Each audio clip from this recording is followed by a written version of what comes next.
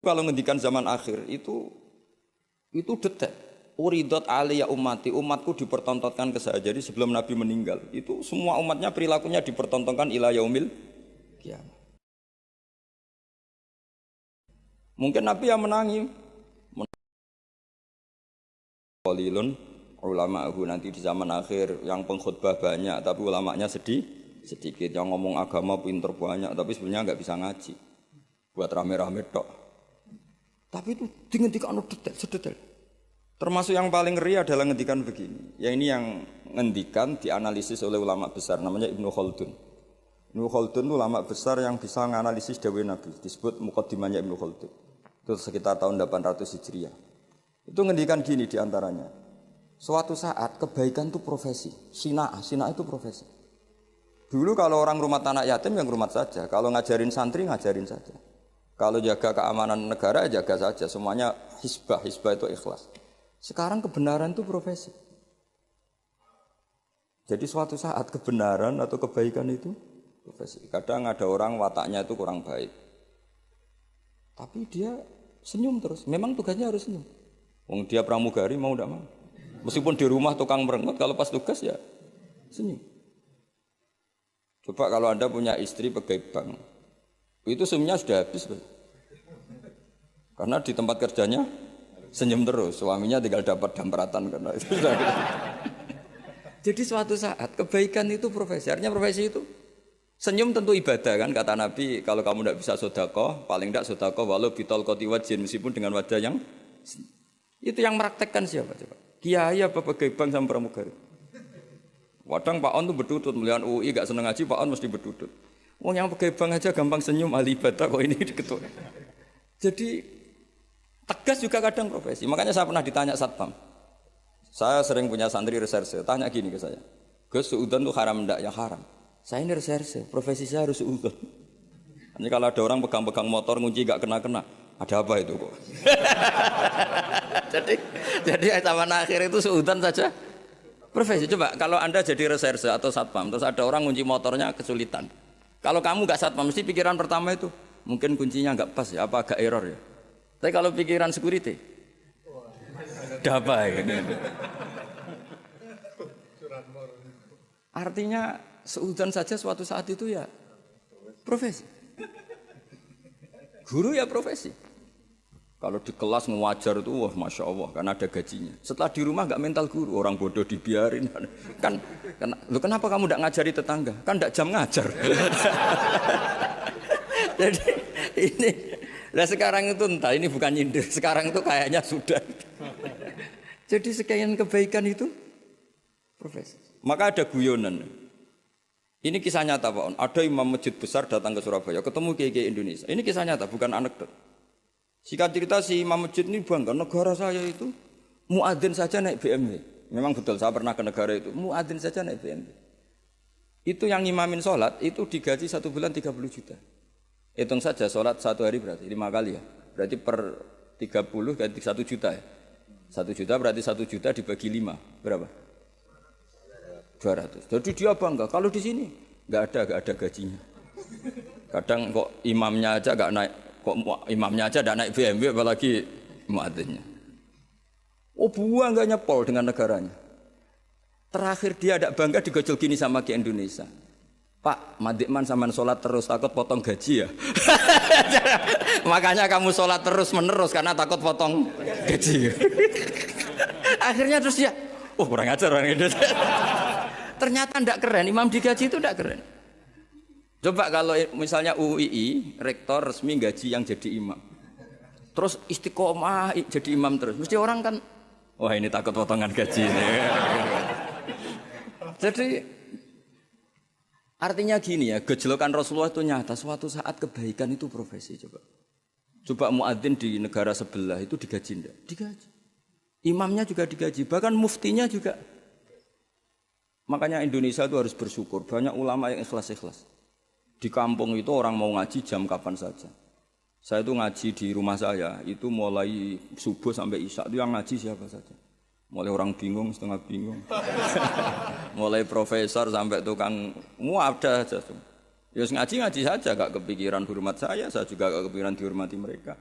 Karena kita ingin kebaikan adalah hisbah lillahi ta'ala. Allah ngajarkan kita ngajar ya ngajar aja. Tapi Nabi itu pernah ngendikan yang dianalisis oleh Ibnu Khaldun, suatu saat kebaikan itu sina'ah profesi. Nah, kenapa beliau ngendikan itu? Karena begini ceritanya. Hajjat itu orang nakal, Hajjat bin Yusuf. Orang nakal, masyhur itu Hajjat itu termasuk tragedi dalam sejarah Islam itu pernah ada makhluk bernama siapa? Hajjat. Hajjat itu musuh besarnya Abdul bin Zubair. Abdul bin Zubair itu gubernur Mekah, dia enggak ngakui pemerintahnya Yazid bin Muawiyah, dia memproklamirkan diri sebagai Amirul Mukminin. Tapi sama pasukannya Yazid yang dipimpin Hajjat bin Yusuf, meskipun Abdul bin Zubair itikaf di dekat Ka'bah tetap dihabisi. Padahal pantangannya orang Islam itu bikin prahara di dekat Ka'bah atau di tanah haram. Makanya jadi sudah jadi omongan lah. Kalau orang nakal lo raimu kok Hajjat, kok bulat-bulatnya uang itu nih Hajjat.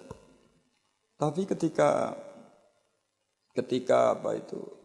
ditanya ke Abdul Khaldun setelah 700 tahun dari peristiwa itu, Hajjat itu anaknya guru, kenapa dia begitu? Dijawab Abdul Khaldun lucu.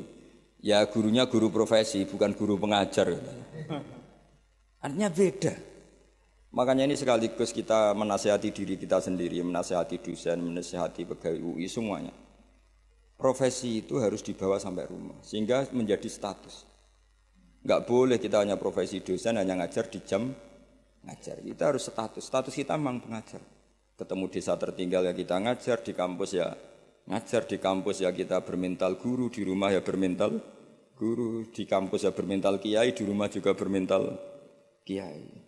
Kita di yayasan yatim piatu ya sayang yatim piatu, di rumah tanpa ada yang gaji juga sayang. Lama-lama kalau profesi kan gini, di yayasan itu dia sayang sama yatim piatu karena digaji di situ. Ketemu yatim di rumah dibiarin. Kenapa? Kan enggak tugas saya. Nanti lama-lama tim SAR gitu. Kalau ditugaskan di mana serius, kalau enggak ditugas ada orang kelab, Barno kan enggak bagian saya. Wilayah saya kan Jakarta, ini tenggelamnya kan di Jogja kan. Jadi kacau semua kalau berdasar teritorial profesi. Itu Nabi sudah mengingatkan, kalau kamu jadi orang baik, berbaiklah karena hisbah. Bahwa dunia modern mengharuskan ada wilayah teritorial, ya monggo itu bawaan modern. Misalnya saya tim SAR Jakarta, oke, wajiban saya utamanya di Jakarta. Tim pemadam kebakaran Jakarta tentu paling pokok Jakarta. Tapi kok suatu saat saya pulang kampung, tangga saya kebakaran, terus diam aja. Kan tugas saya tentu ya harusnya enggak gitu. Keahlian saya tentang itu tetap harus kita ikut memberi kontribusi. Jadi ini contoh-contoh betapa Rasulullah itu luar biasa. Sampai fenomena yang ada pada umatnya sampai akhir zaman itu dihentikan. Makanya di hadis banyak uridot alayya ummati. Dipertontonkan, diperlihatkan olehku umat-umatku perilakunya. Makanya banyak hadis di Bukhari, di Sahih Bukhari ada hadis dalailun nubuwah. Itu semua hadisnya Nabi tentang fenomena yang Nabi gak menangi. Tapi itu akhirnya nyata ila yaumil kiamah. Termasuk zaman itu Konstantinopel itu pusat salibis. Tapi Nabi sudah menduga la taftahunnal Konstantiniyah. Kamu suatu saat pasti akan mengalahkan Konstantinopel. Itu sekian ratus tahun baru Pangeran Fatih yang bisa membuka Konstantinopel. Dan Nabi ngendikan itu detail sak warna kudanya. Lebih ngeri lagi, lebih seru lagi itu. Ngendikan itu pada orang, ada sahabat itu pendek Pak, enggak ganteng, namanya Suroko bin Juksum, ada yang baca Jaksum. Itu Nabi kalau gojlok Suroko itu lucu. Suatu saat kamu itu memakai mahkotanya Kaisar Gedung Putih. Gedung Putih itu istilah dulu sebetulnya, Al-Qasrul Abyad. Jadi yang di Amerika White House itu sebetulnya niru istilah di Ibrani. Di Jordan itu ada daerah yang batunya semuanya putih. Ya saya ulang lagi, Syam itu dalam bahasa kitab itu memasukkan Palestina, Israel, Lebanon, Syria, Jordan. Itu orang dulu bilang Syam. Ya saya ulang lagi, itu semuanya dulu istilahnya Syam. Makanya subhanalladzi asra itu ke Syam. Syam dengan makna Baitul Maqdis itu di Israel atau di Palestina. Saya mengatakan Israel ini Israel bahasa ulama loh ya, bukan Israel nation negara Israel. Ya sudah, kamu Suroko suatu saat akan memakai mahkotanya Kaisar Al-Qasrul Abyad. Kaisar mana itu? Syam. Zaman itu, saya ulang lagi ya, Sam itu dalam genggaman Romawi. Ya makanya kalau Quran bilang Romawi itu bukan Vatikan Italia itu enggak.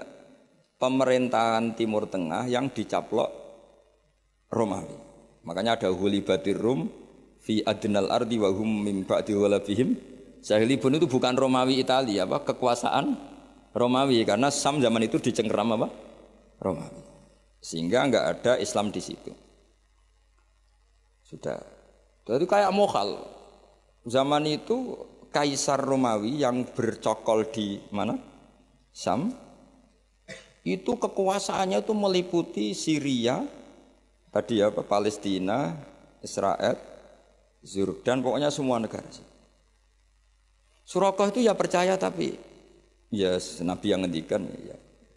Dan lucunya ngendikanin Nabi itu saat paceklik kelaparan, yaitu enggak makan 3 hari karena diembargo di perang Khandaq. Ada batu besar itu yang enggak bisa dipecahkan sahabat ketika gali Khandaq. Terus akhirnya enggak bisa dipecahkan padahal mau gali dan bisa dalam kalau batu ini terpecahkan. Akhirnya mereka matur ke Nabi, ya Rasulullah ada batu yang enggak bisa dipecahkan. Nabi dengan santainya minta kapak yang dibawa sahabat. Coba kapak kamu bawa ke sini. Diambil terus Nabi baca apa enggak tahu terus. Kalau saya tahu kamu tuntut ijazah Gus gitu. Makanya saya pura-pura tidak tahu. Nanti kalau saya tahu mesti pikirannya sampean gitu. Akhirnya di kapak Nabi itu ada sinar yang sampai tembus Al-Qasrul Abyad. Kata Nabi, dan itu uniknya semua sahabat melihat.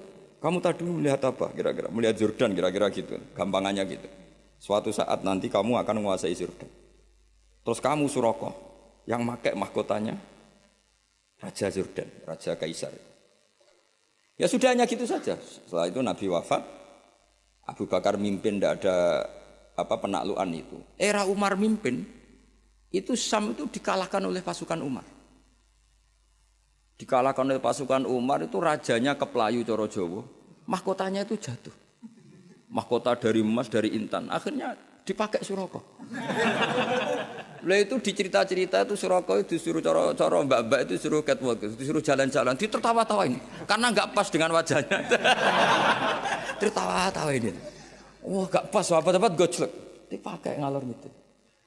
Setelah dipakai beberapa kali, kata Umar, copot Surakoh. Itu bagian dari ghanimah harus kita bagi rata atau kita jadikan sebagai aset Baitul Mal. Surakoh bantah, bukankah Rasulullah ngendikan kalau ini yang pakai saya. Jadi itu jatah saya kan. Coba kayak apa Rasulullah ngendikan detail itu. Mahkotanya nanti dipakai Surakoh. Padahal itu berapa puluh tahun dari Nabi ngendikan sampai itu menjadi kenyataan. Kayak apa Rasulullah? Makanya juga enggak tahu apa kalau Rasulullah tahu kita setiap ngajar harus tanda tangan, enggak tahu komentarnya. Ya semoga dimaklumi. Setiap habis khutbah juga itu enggak tahu saya. Tapi semoga tadi saya minta kalaupun kita punya profesi ngajar harus juga berstatus pengajar sehingga di rumah pun kita ngajar di mana-mana ngajar. Akhirnya Sayyidina Umar tuh saking alimnya ngendikan gini.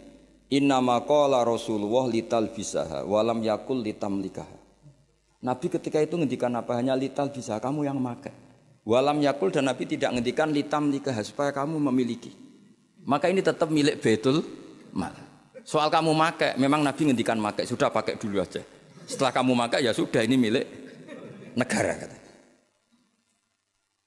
Jadi Nabi yang ngendikannya zaman itu ya kamu makai, bukan kamu memiliki. Makanya Umar ingat betul ngendikannya Nabi di depan umum. Innama qala Rasulullah lital bisaha walam yakul litamlikaha. Nabi hanya ngendikan kamu makai, bukan memiliki. Kayak apa Rasulullah?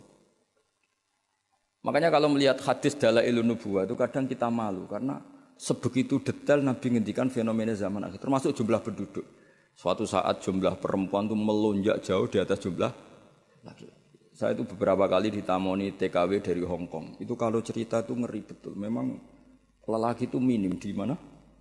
Hong Kong. Kalau di Indonesia sudah kelihatan tapi lipatannya belum sampai 1:50.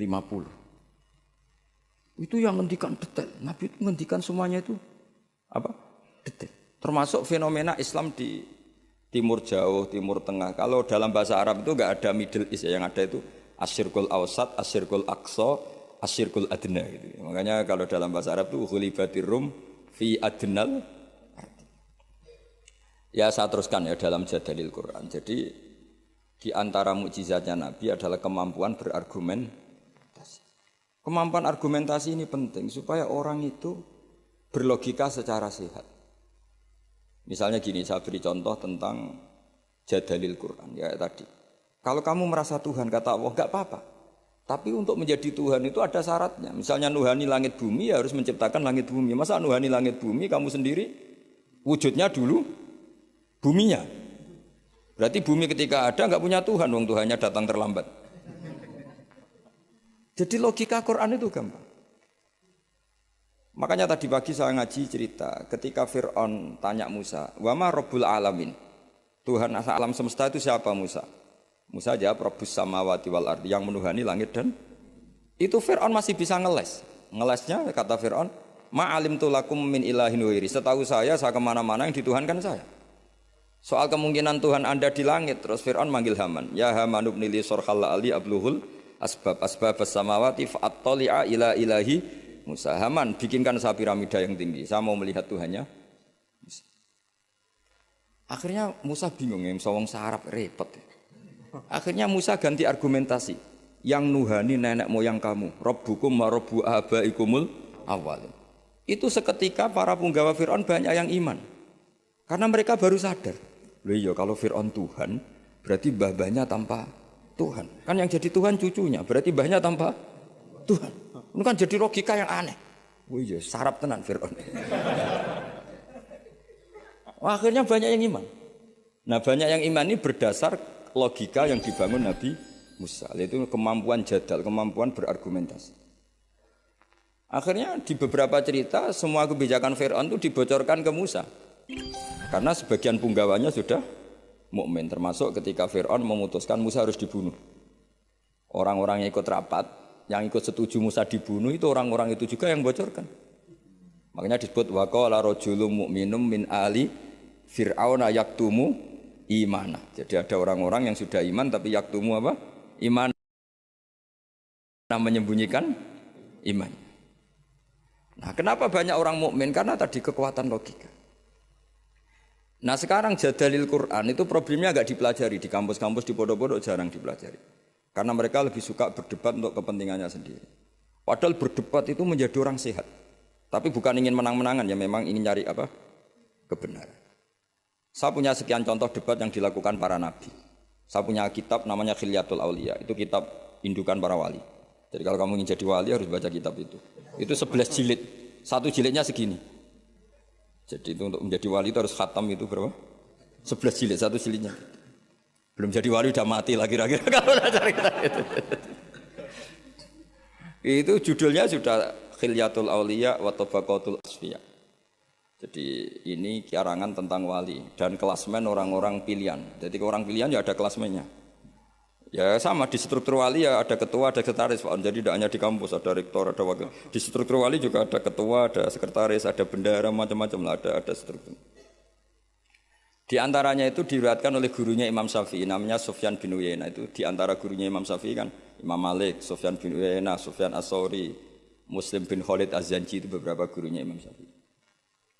Itu ada perdebatan antara dua nabi besar. Nabi Yahya itu kalau hidup itu suka kumpul orang-orang soleh. Karena hidup sama orang soleh itu nyaman.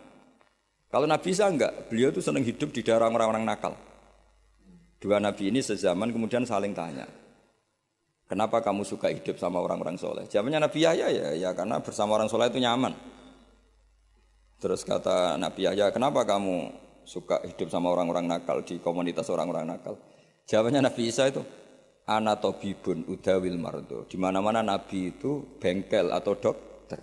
Di mana-mana dokter itu ya kumpul orang apa? Sakit. Sehingga semenjak itu orang itu ada ulama yang nekuni di kampus-kampus, ada ulama yang dakwah di daerah-daerah nakal karena udawil mardo. Jadi mulai dulu dia ada perdebatan. Nabi Isa itu orangnya itu kalau ngaji itu ceria sekali. Orangnya itu gampangan coro Jawa. Digojok sama Nabi Yahya. Kamu kok sering senyum, sering tertawa.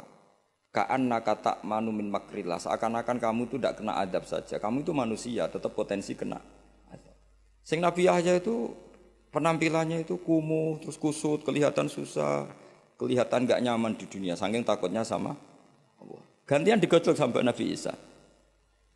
Kamu itu kok sering masam, sering apa ya, pokoknya jangan cemberut. Ka'annaka taqnatu min rahmatillah. Koyok rahmati Allah terbatas. Akhirnya terus jadi satu manhaj. Jadi satu manhaj kalau kita terlalu senyum kayak arogan yang enggak takut azab. Tapi kalau terlalu susah seakan-akan enggak ada rahmatnya Allah. Semenjak itu terus ada khauf, ada roja. Jadi sebelum ada metode khauf roja itu jadi perilaku per satu nabi. Nabi satu milih khauf terus, nabi satu milih roja terus. Karena hadil ummah ummatun barokah, karena umat ini umat yang berkah. Sehingga umat ini dibagai metode dua-duanya. Ada ulama yang jadi wali karena khauf, ada ulama yang jadi wali karena roja. Ada yang seperti sampean, roja ya gelem, khauf ya gelem. Ini agak kacau ini, kayak gado-gado ini manhaj roja ya. Artinya apa? Muamalah sama Allah itu tidak bisa kamu duga. Allah itu zat yang pikiran kita itu tidak bisa menembusnya. Saya punya satu kitab yang ada riwayat begini, ada orang ahli neraka 2 dipanggil sama Allah ke surga. Itu mesti di luar dugaan sampean. Dipanggil sama Allah di surga. Dipanggil enak di neraka. Wah, Gusti gak enak sama sekali. Ini betul, ini ada kitabnya. Wah, gak enak sama sekali Gusti. Terus sama Allah, ya sudah Kak, kamu kembali ke neraka. Sudah dipanggil di surga. Orang tuh lari sekencang-kencangnya menuju neraka. Mesti di luar dugaan kamu. Kamu disuruh kembali ke neraka itu semangatnya Masya Allah, lari menuju neraka, nyemplung lagi. Terus sama Allah dipanggil. Setelah deketin neraka dipanggil, sini lagi. Kenapa kamu semangat ke neraka? Gusti, saya ini sudah kuwapok. Dulu kalau kamu perintah itu gak semangat. Disuruh sholat gak semangat, disuruh baik gak semangat. Kali ini jenengan perintah saya semangat. Karena saya sudah kapok, jenengan suruh bantah. Akhirnya Allah sakit, ya swarga. Makanya ini sekaligus ijazah. Jadi nanti kalau kamu disuruh masuk neraka harus apa? Semangat. Karena kita ketika di dunia sudah kalau disuruh apa-apa enggak semangat. Ya ini sekaligus ijazah. Nanti kalau kamu neraka langsung apa? Di luar dugaan kan. Justru karena semangat. Aku ini kapok ya. Karena ketika di dunia engkau memerintahkan papa itu saya tidak semangat melakukan. Maka kali ini saya akan apa? Semangat. Ternyata sama Allah dipanggil. Ya sudah di surga aja. Yang kedua enggak. Sudah kamu sekarang kembali ke neraka. Itu tolak. Jadi ngelangkah 1 noleh lagi. 3 noleh. Pokoknya terus tanya sama Allah. Kenapa kamu tolak? Bukannya tak suruh ke neraka. Ya Allah, saya itu gak ngira ketika engkau manggil aku ke surga. Gak pernah ngira kalau engkau nyuri lagi ke neraka. Akhirnya sama Allah, sudah di surga saja. Karena barokahnya husnuzon. Jadi ini ijazah dua-duanya. Jadi pilihannya itu kamu lari spring itu yang atau apa? Tolak. Saya tidak tahu ijazah ketiga ini dulu dipraktekkan nanti itu apa? Jadi apa ya? Makanya agama itu riwayat. Makanya ada ulama mengatakan inna hadzal ilma dinun fanzuru amman ta'khuduna dinakum. Agama itu, ilmu itu riwayat, maka kamu cari riwayat itu. Karena kalau kita berlogika ya tadi, kamu akan berpikir maktul itu di surga, qatil itu di neraka, maktul karena terbunuh, mazlum di surga. Ternyata nubuah, pikiran kenabian tidak seperti itu. Saya beri contoh pikiran kenabian yang pasti menurut sampean enggak lazim, tapi ini benar ada di hadis, ada fil kutubis sittah dalam kitab. Nah, ini terakhir contoh saya tentang riwayat, tentang kecerdasan nubuah. Orang Ansor kita tahu kan jasanya pada Nabi kan banyak sekali. Sampai disebut Ansor, penolong Nabi. Jasanya Masya Allah. Tapi ketika Nabi ngalami futuhat, setelah menaklukkan Mekah, setelah Nabi kaya, setelah Nabi mapan. Semua fasilitas Nabi itu dikasihkan orang-orang yang barusan masuk Islam. Yang notabene tidak berkontribusi sama sekali. Itu ada satu orang dikasih kambing, itu Mabinal Jabalen. Itu ada yang ngitung 4.000 kambing. Sampai 2 gunung itu penuh. Gunung Arab kamu tahu kan kayak Uhud kan, antara gunung satu ada gunung yang lain. Tapi gunung Arab ya enggak kayak gunung Merapi gini enggak ya. Makanya dulu kalau perang itu kata Nabi pemanah di atas gunung. Jangan sampai turun. Karena manah dari atas gunung sampai ke bawah itu kena masih mati. Kalau gunung Merapi ya ngeleyang panahnya itu. Karena gunung di Arab itu ya kayak gunung Uhud loh Pak. Kita naik kan paling nggak sampai segini aja nggak sampai. Jadi gunung di Arab jangan bayangkan kayak. Makanya kalau perang yang di atas manah itu musuhnya masih mati atau masih sakit. Kalau dari Merapi manah ke bawah separuh aja nggak. Sehingga kata Nabi yang pemanah tetap di atas gunung. Jadi ya gunungnya seperti itu ya, tidak sampai apa? Tidak sampai tinggi. Terus sahabat-sahabat Ansor itu ada di antara sahabat ya, bukan orang Ansor saja termasuk orang Muhajirin. Itu kalau gendong cucunya itu Pak On, itu apa jentiknya cucunya itu dilebok-lebokno digeger di punggung. Dan itu mbahnya sengaja kalau ngajak anak cucunya itu enggak pakai baju. Ketika ada yang tanya, itu bolong karena apa? Kullu dzalika lidifa'an Rasulillah. Jadi ketika perang Uhud, semua panah tentu kan ngarah Nabi ya. Karena orang kafir kan ngapain mateni sahabat kalau bisa mateni Nabi. Itu sahabat cara Jawa itu nangkis panahnya Nabi itu sampai seperti itu. Ada ditangkis pakai geger, ada yang pakai tangan. Sehingga sahabat ada yang syallak kayak Abdul bin Zubair, Zubair bin Awam, ada yang sampai mereka supaya dikenang oleh anak cucunya kalau gendong itu enggak pakai baju supaya anak cucunya punya mental heroik kayak apa mbahnya. Kayak begitu. Tapi ketika Nabi futuhat, itu orang-orang ini enggak dikasih apa-apa sama Nabi. Tapi yang barusan Islam dikasih banyak. Nah, pikiran manusia tentu yang berkontribusi kan dapat jatah, apalagi partai politik kan mesti pikirannya seperti itu. Tapi Nabi unik, malah enggak sama sekali. Singkat cerita, Nabi pas itu bagi ghanimah itu di Jirona. Karena setelah Fathu Mekah, Nabi ngambil mikot itu dari apa? Jirona. Jadi Nabi di Mekah, posisi pas itu di Mekah. Terus orang-orang, wah ini gimana Nabi yang berkontribusi gak dikasih, kok yang baru masuk Islam dikasih banyak. Nabi dengar itu, akhirnya mereka dikumpulkan. Orang-orang Ansor dikumpulkan. Ya Masyarul Ansor. Bikin satu kubah yang hanya orang Ansor boleh masuk. Akhirnya Nabi mengumpulkan seperti ini, dikumpulkan. Ini sudah orang Ansor semua? Ya sudah ya Rasulullah.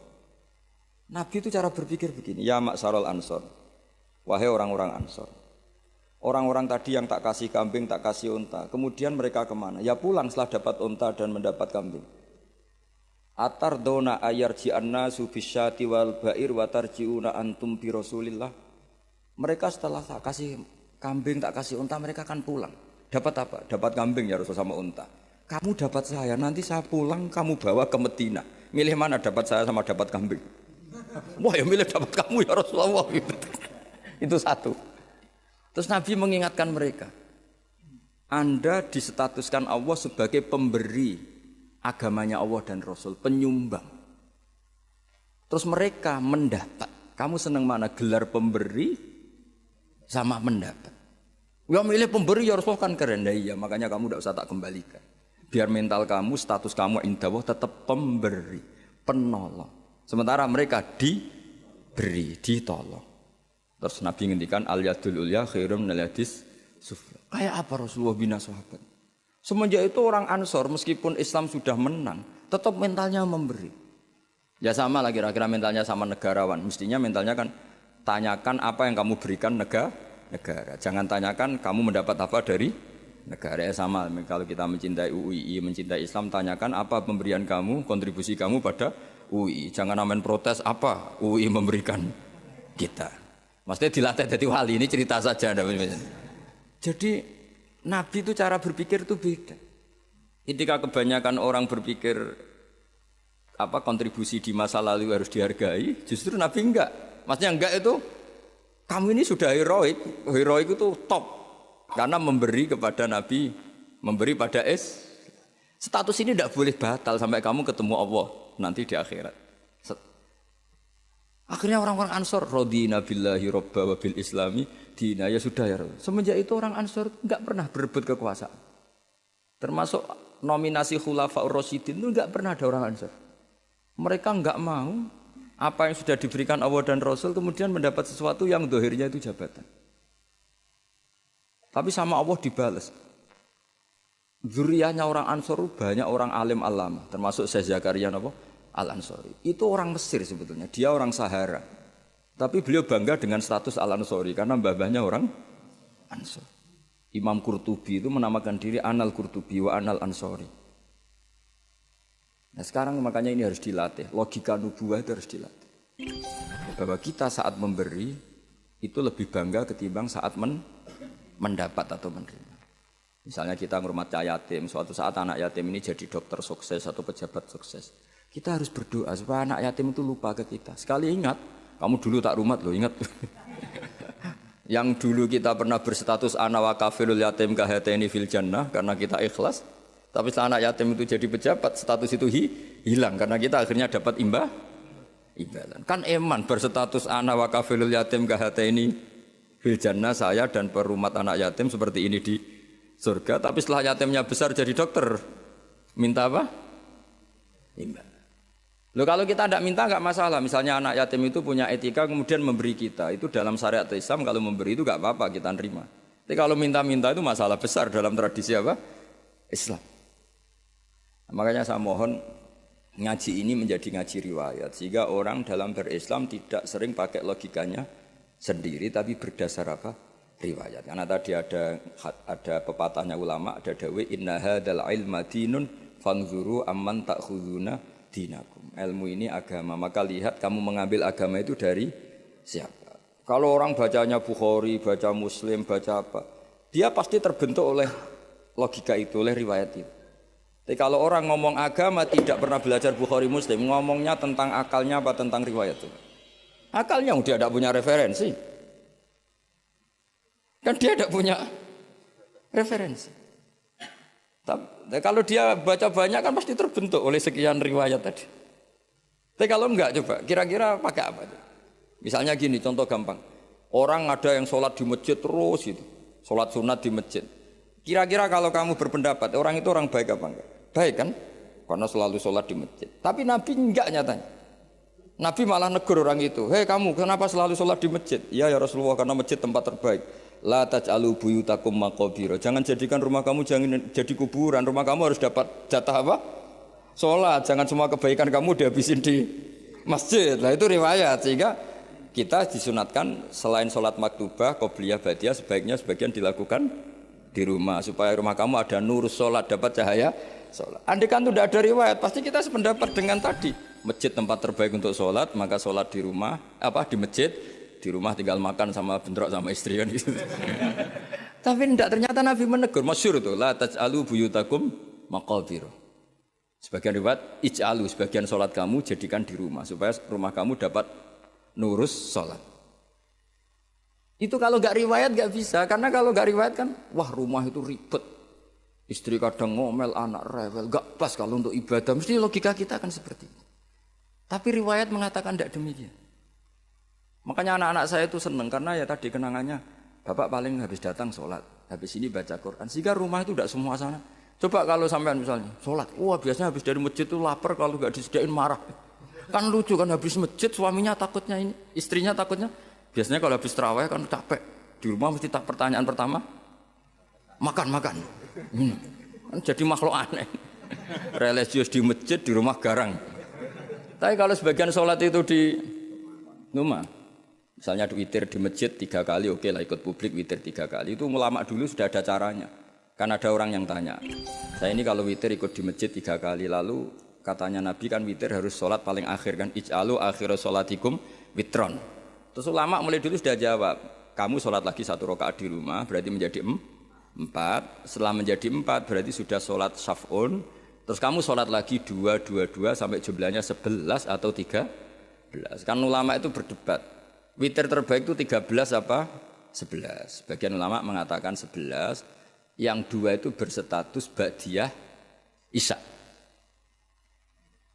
Tapi yang jelas tetap sebagian sholat itu di rumah. Makanya Nabi Musa didhawuhi Allah gimana? Waj'alu buyutakum qiblatau wa aqimus sholah. Rumah kamu juga harus sebagai kiblat dan harus menjadi tempat. Andai kan tidak riwayat, tentu kita membenarkan orang yang selalu sholat lama-lama di masjid. Tapi ternyata Nabi itu enggak. Kamu jangan gitu, rumah kamu harus dapat bagian sholat. Terus Nabi pernah ngendikan juga, ju'ilat lanal ardu kulluha masjidan. Semua buminya Allah, hakikatnya berstatus masjid. Rumah kamu kan ngenes, mbok goni kowe mangkel. Bumi itu paling bangga kalau dipakai sujud sama Allah. Kemudian sujud kamu dihabisin di masjid, di rumah pas ngomel sama istri terus. Itu bumi yang di rumah kamu mesti ngomel juga. Ini orang tidak benar, kenangan sama saya ngomel terus. Tapi kalau sekali-kali kamu sholat di situ kan, wah, alhamdulillah ini waras orang ini. Gitu. Terus kedua, semakin banyak tempat sholat, semakin banyak saksi. Tanah masjid bersaksi kamu sholat, tanah rumah bersaksi kamu sholat dan sebagainya. Itu tidak bisa kalau kita tidak baca banyak riwayat itu. Kalau andaikan kita hanya pakai akal pasti menjawab, ya bagus di masjid, kan sudah pas sholat ibadah di tempat ibadah. Ternyata cara berpikir nubuah tidak seperti itu. Ya, saya kira demikian. Assalamualaikum warahmatullahi wabarakatuh.